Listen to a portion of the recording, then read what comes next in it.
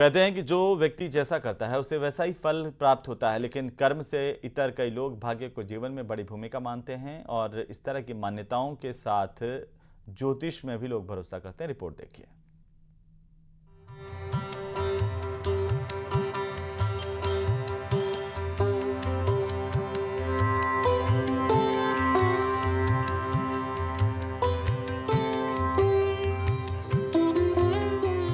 कारोई देश की ज्योतिष नगरी, सटीक भविष्यवाणी है पहचान, संतरी से मंत्री तक पाते हैं समाधान।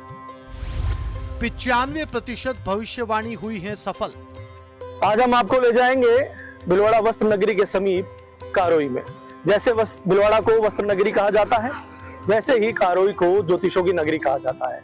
जिला मुख्यालय से 25 किलोमीटर दूर कारोई पहली नजर में देश के किसी दूसरे कस्बे की तरह नजर आती है। मंद मंथर गति से चलती, न भाग दौड़ न आपाधापी, लेकिन चुनावी मौसम में यहाँ की रफ्तार देखते ही बनती है। चुनाव की तारीखों का ऐलान होते ही कई नेता कारोई पहुंचने लगते हैं। ज्योतिषीय परामर्श के लिए पहुंचने वाले नेताओं की लिस्ट जरा लंबी है। पूर्व राष्ट्रपति प्रतिभा पाटिल, पूर्व केंद्रीय मंत्री स्मृति ईरानी, पूर्व सीएम वसुंधरा राजे, अशोक गहलोत, ममता भूपेश, रक्षा मंत्री राजनाथ सिंह, दिवंगत सपा नेता अमर सिंह, फिल्म एक्ट्रेस जया प्रदा।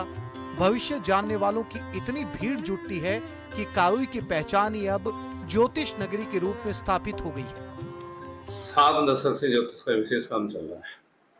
उसमें हमारे दादाजी के साथ हमारे फादर साथ तीसरी पीढ़ी हम चल रहे हैं। उनका काम हर व्यक्ति के लिए छाया हुआ है। जो उन्होंने जो भविष्यवाणी की सटीक हुई। आम आदमी अपने आज और कल की अनिश्चितताओं से डर कर यहाँ आता है, तो सुख संपदा का भरपूर उपभोग करने वाले अपने पद प्रतिष्ठा के भविष्य की आशंकाओं से बचने के लिए यहाँ का रुख करते हैं।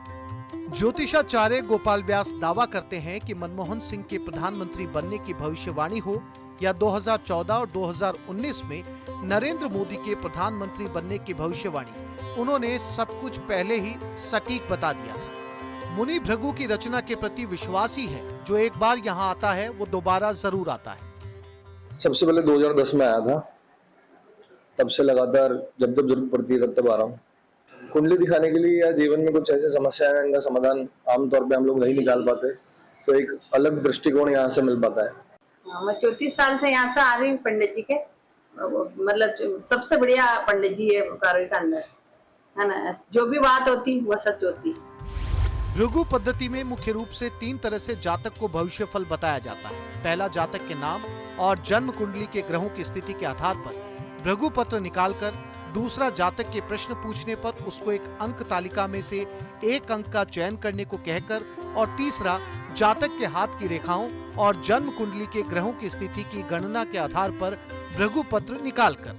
हमारे भृगु संहिता से चलता ज्योतिष। भृगु संहिता में कुंडली 4000 से पुराना ग्रंथ है। इसमें पौष्टिक भविष्य सत्य साबित हो, थोड़ा तो आगे पीछे होता, बाकी कुंडली भृगु संहिता बिल्कुल सत्य साबित होती है। जैसे 2009 में चुनाव में तो हमने बताया मनमोहन सिंह प्रधानमंत्री बनेंगे, अन्य तो सरकार बनेगी और 5 साल सरकार मनमोहन सिंह चलाएंगे। 2009 के अंदर वही हुआ।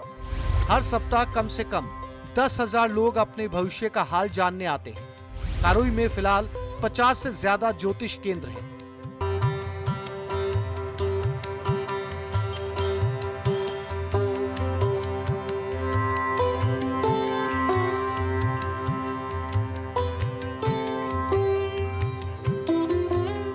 यहाँ के जो पंडित हैं वो लगातार जो दूर से लोग आते हैं उनकी कुंडली पढ़ते हैं, भृगु संहिता के माध्यम से उन्हें भविष्य बताते हैं।